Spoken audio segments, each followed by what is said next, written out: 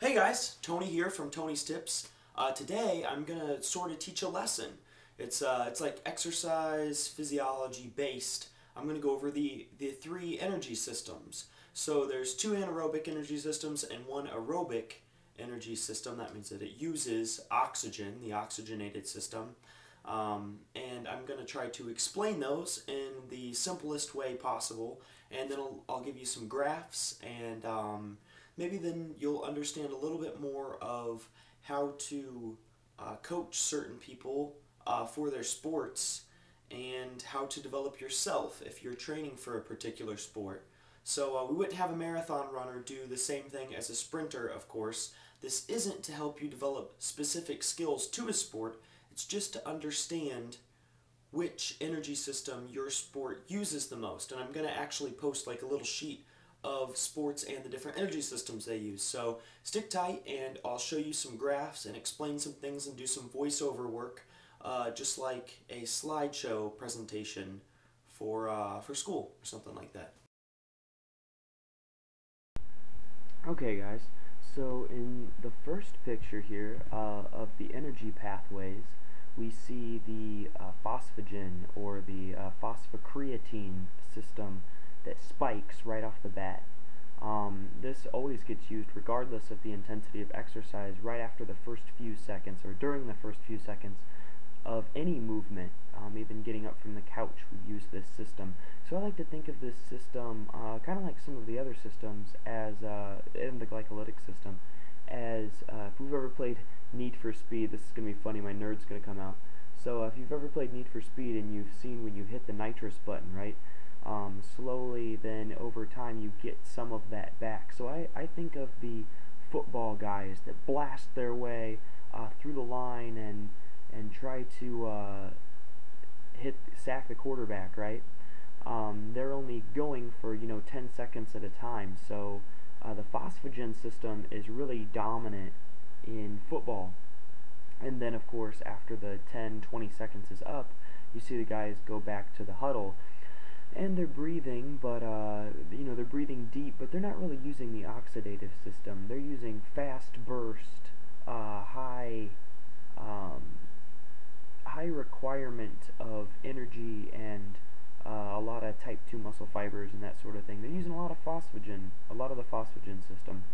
And then after, of course, the first 10 to 20 seconds of exercise, we kick into the glycolytic system.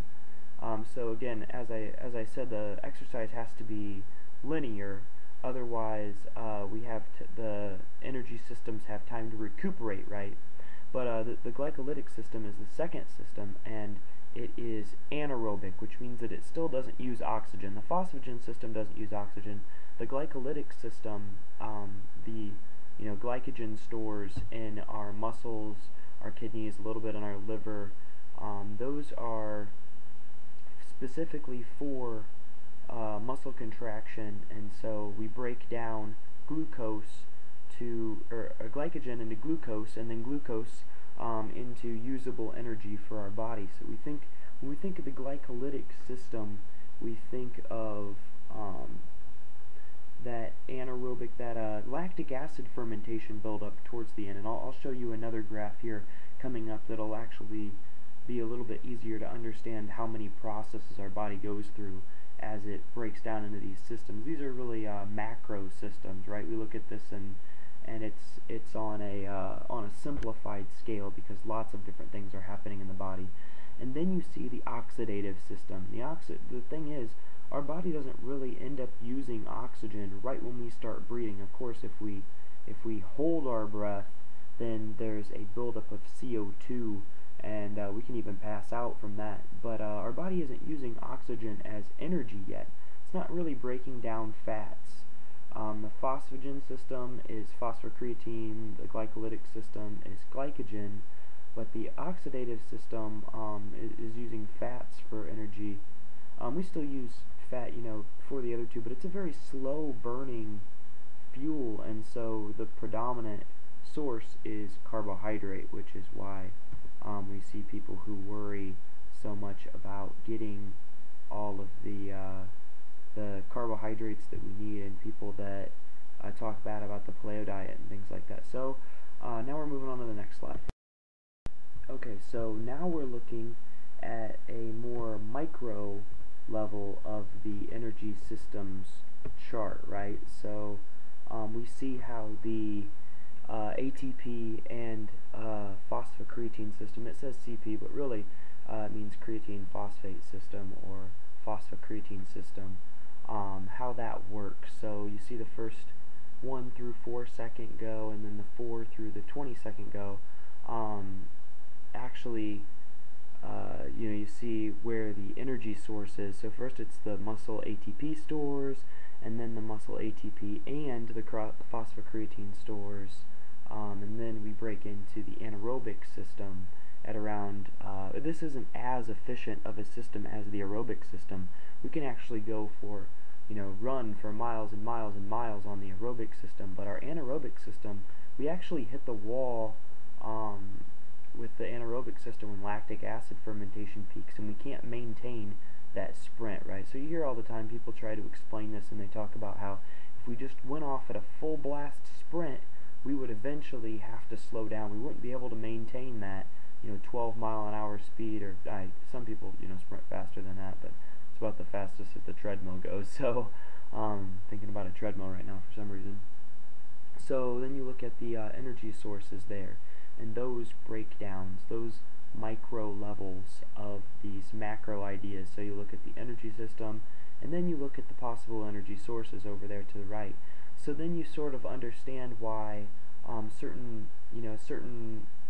going back to the previous graph, why things peak and then drop and then peak and then drop, why certain energy systems take over and then die out, and why the aerobic system becomes the primary system later on. But like I said, these systems can recharge, and so when the whistle is blown and people have time to breathe, and then timeouts occur, and people have time to rehydrate and also get some sugar and things in their body. Of course, it takes time. It might even take 30 minutes to digest gummy bears or something like that to even get any type of glucose in the blood. But just thinking about the entire game and how we can rebuild those systems and how we can keep those systems active throughout an entire game or an entire practice or something like that. Alright, moving on to the next graph. Alright guys, so in my opinion this is kind of the fun part when you get to look at the different primary metabolic demands for these different sports. So you look at baseball, it's one of the first ones, and you think about how these guys are just power athletes, right? So we saw these guys knocking balls out of the park. You see these guys, sadly, some of them using steroids to get bigger and faster and stronger. And you see these guys, and they can sprint, right? They sprint the 4 bases, and after that, I'd like to see these guys run a marathon because they probably couldn't. So that's kind of my point there. You see how the phosphagen system is one of the higher ones, and then the anaerobic glycolytic system is low, and there's pretty much no aerobic metabolism that's ever used during baseball. And then the next thing that I look at is boxing. Boxing is high in the phosphagen system, so when you have to do those short bursts where you're trying to knock somebody out and you're putting everything into the punches, definitely high there. And then the anaerobic system kicking in to throw punches and to block punches, it's still high demand. And then the aerobic metabolism, which is moderate, and that's moderate because they're constantly moving on their toes. They're constantly, it's almost like they're running and fighting at the same time, and you've got to move around a lot if you're a boxer.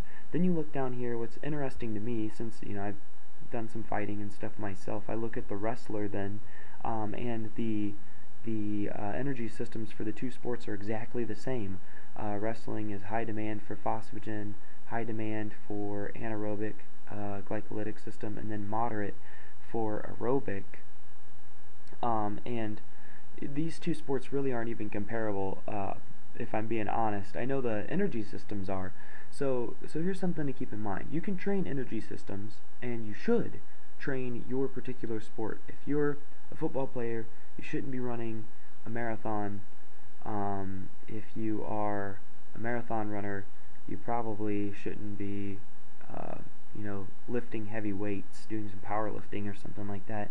But you look at the wrestler compared to the boxer, and they're going to be training a lot differently. They're going to be using a lot different muscles.